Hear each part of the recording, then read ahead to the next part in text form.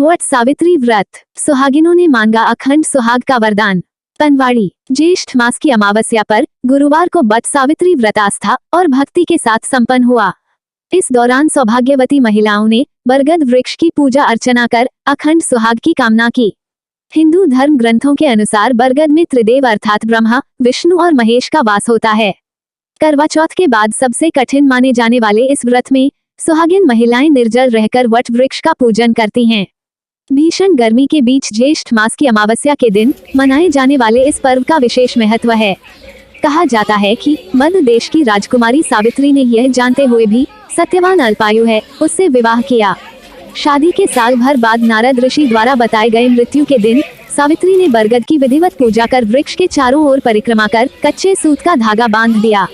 इसी दौरान सत्यवान अचेत होकर पृथ्वी पर गिर पड़े।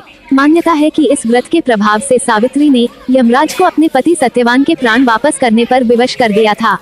सत्यवान की आत्मा रहित देह बरगद के नीचे पड़ी थी और वहीं उसे पुनर्जन्म प्राप्त हुआ। धार्मिक मान्यताओं के साथ साथ इस व्रत में पर्यावरण संरक्षण का संदेश छिपा हुआ है।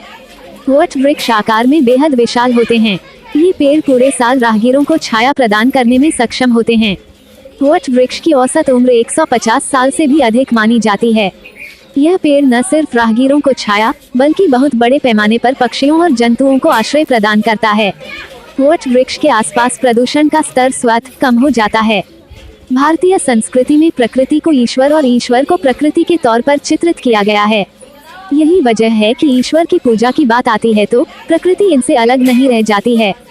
खासकर हिंदू उपासना पद्धति में सूर्य, चंद्र, धरती, 9 ग्रह, नदी, पर्वत के साथ ही वायु, अग्नि, जल की भी पूजा होती है। इसी तरह पीपल, बरगद, बेल, आम, नीम, आंवला, अशोक, लाल चंदन, केला, शमी और तुलसी जैसे पेड़ पौधों की भी उपासना हिंदू करते रहे हैं।